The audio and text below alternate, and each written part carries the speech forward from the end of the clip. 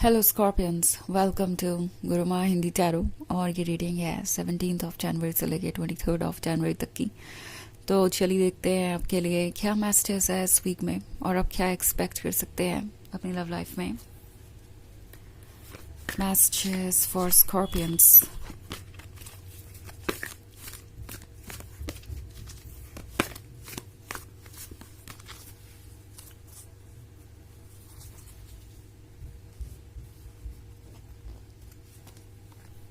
Eight of fire, two of air, seven of earth, two of fire,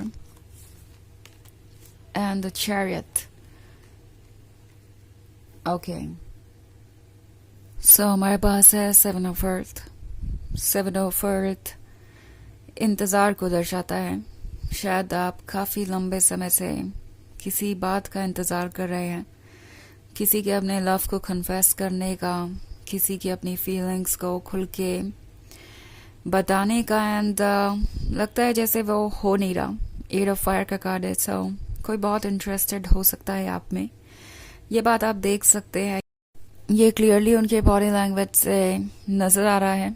okay, but at the same time जब बात आती है अपने आप को एक्सप्रेस करने की, तो ये पर्सन बहुत ज़्यादा शाय है। ये कोई ऐसा पर्सन हो सकता है जिससे आप टेक्स्ट मैसेज पे बात करेंगे तो काफ़ी रोमांटिकली बात करेगा, बट फिर भी अपने लव को पूरी तरीके से कन्फेस नहीं करेंगे। आप इस चीज़ से फ्रस्ट्रेट हो सकते हैं। आपको ऐसा लगेगा कि ओके, अब तो ये पर्सन कम से कम अपनी फीलिंग्स आपसे कहेगा, बट फिर आप डिसअपॉइंट होंगे क्योंकि ये पर्सन अपने इस शर्मीले स्वभाव के कारण कुछ नहीं कह पाएगा। ये इन पर्सन जब भी आपसे बात करेंगे तो और भी ज़्यादा रिजर्व नज़र आ सकते हैं, और भी ज़्यादा शर्मीले नज़र आ सकते हैं।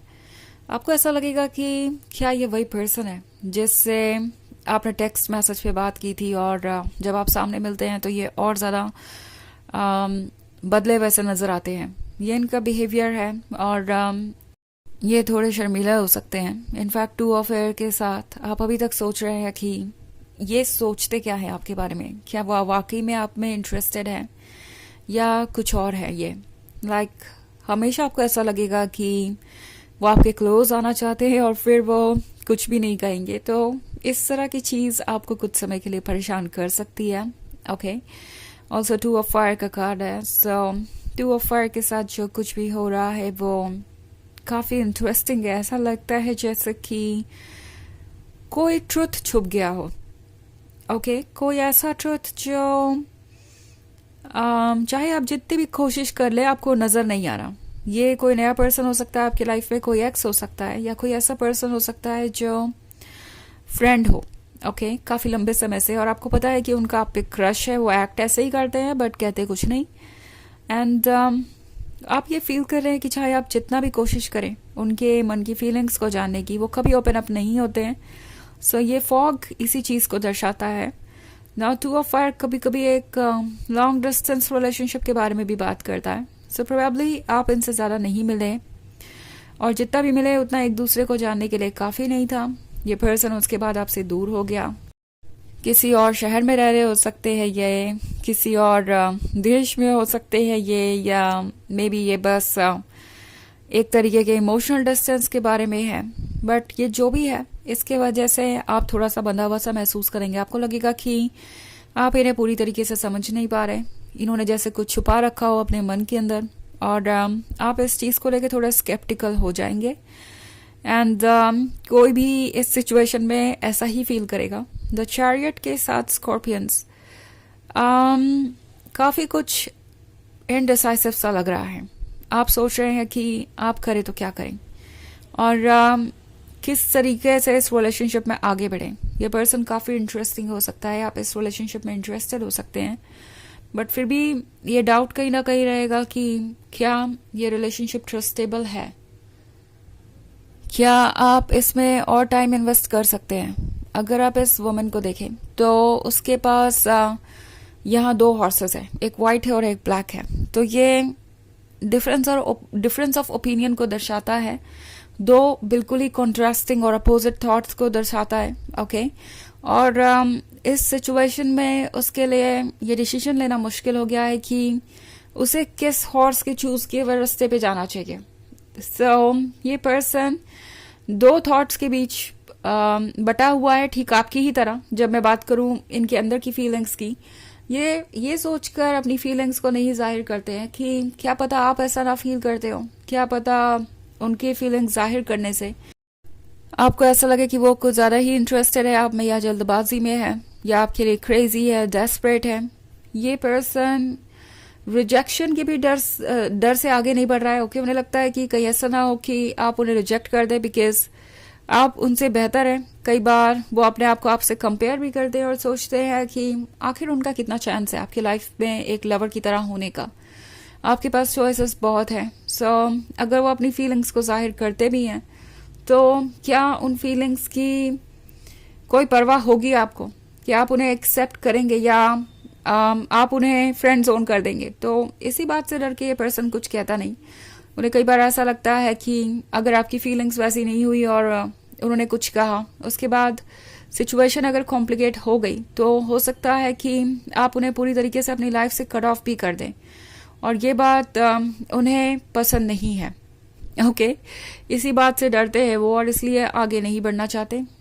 हालांकि ये एक जनरल रीडिंग है तो ये सबसे रेजोनेट नहीं होगी, एनर्जी रिवर्स हो सकती है अगर आप क्रॉस वॉचर हैं। इसके अलावा अगर आप पिछले वीक की रीडिंग देखना चाहें या ईयरली रीडिंग देखना चाहें 2025 की, तो उसका लिंक आपको डिस्क्रिप्शन बॉक्स में मिल जाएगा हमेशा की तरह। तो चलिए आगे बढ़ते हैं और देखते हैं और क्या मैसेजेस हैं आपके लिए। Messages for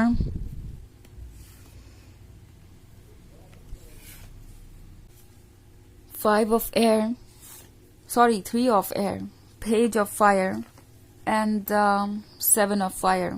Okay. So, Hanged Man है।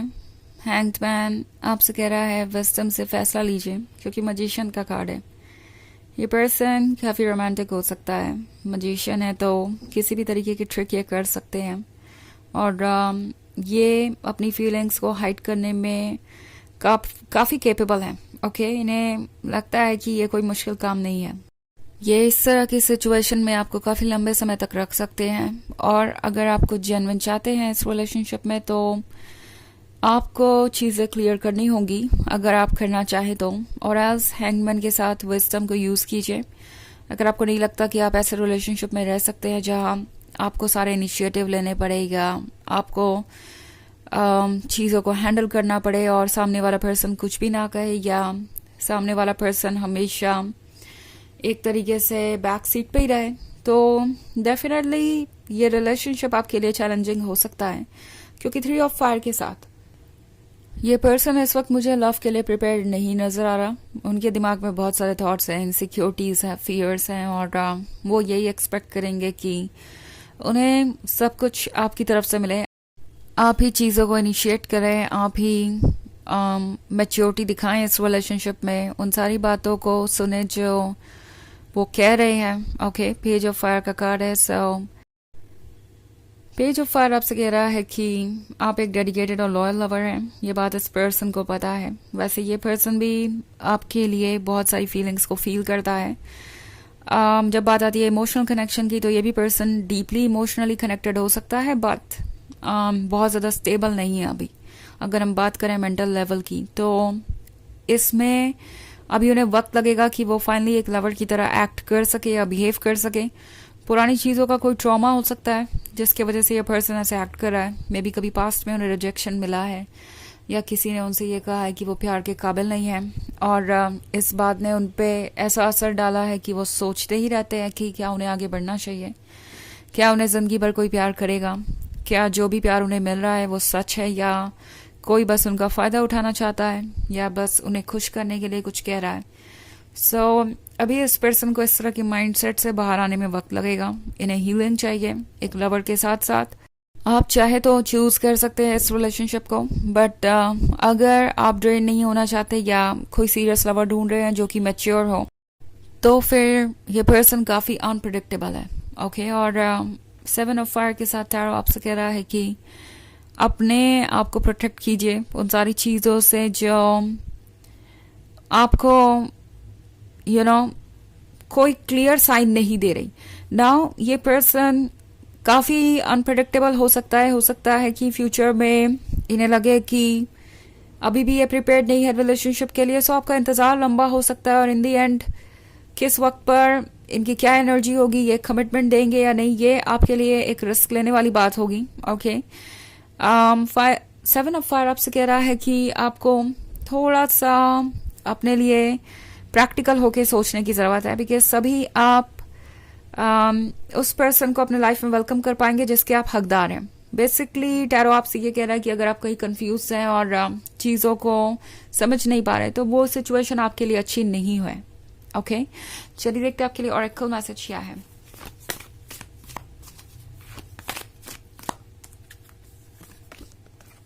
El Morya, awakening presence, the universe is with you, wear a cloak of protection and love. तो टैरो आपसे कह रहा है कि यूनिवर्स आपके साथ है, आपको पता होना चाहिए कि आप प्रोटेक्टेड और लव्ड हैं, आपकी सोल आपसे बहुत प्यार करती है, तो उस लव से खुद को प्रोटेक्ट कीजिए। ओके, एंड अपने लिए सोचकर आप सेल्फ सेंटर्ड नहीं होंगे। ओके, अगर आपको कभी ऐसा लगता भी है कि आप बहुत ज़्यादा सेल्फ सेंटर्ड हो रहे हैं तो जो आप डिजर्व करते हैं वो चाहना कहीं से भी सेल्फ सेंटर्ड नहीं है। आप इसी के अकॉर्डिंग फैसले लें कि जो भी आप चूज कर रहे हैं वो आपके काबिल है या नहीं। तो ये है रीडिंग इस वीक की। आई होप आपको अच्छी लगी होगी। Thanks for watching. Till next video, bye.